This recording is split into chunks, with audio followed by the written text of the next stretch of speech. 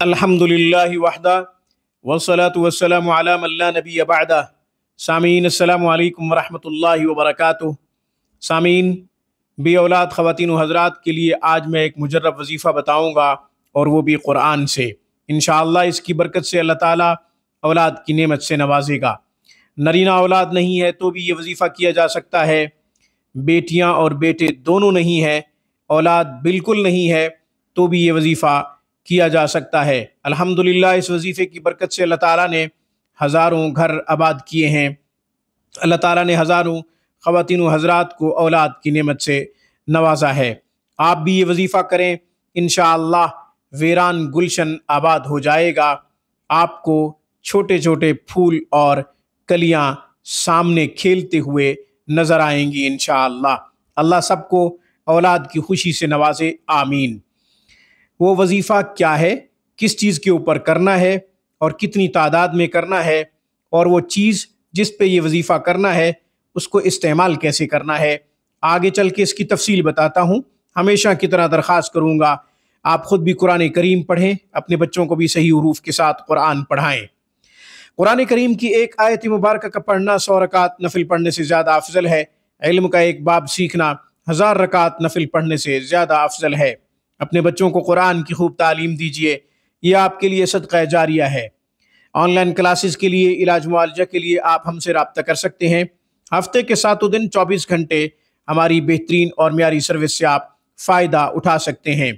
بے اولاد خواتین و حضرات کے لیے وظیفہ قرآن سے بتاؤں گا انشاءاللہ۔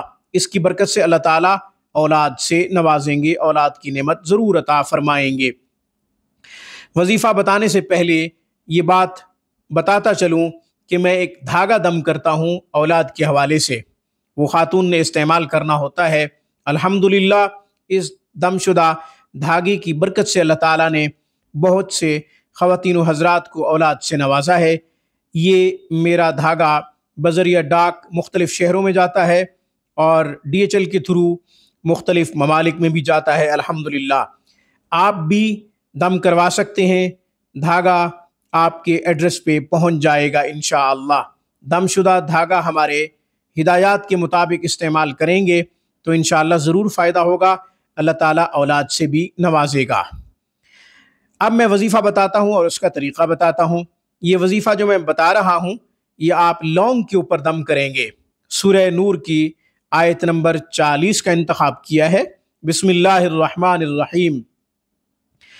او کظلمات فی بحر اللجی یغشاہ موج من فوقہ سحاب ظلمات بعضها فوق بعض اذا اخرج يده لم يكد يراها ومن لم يجعل الله له نورا فما له من نور۔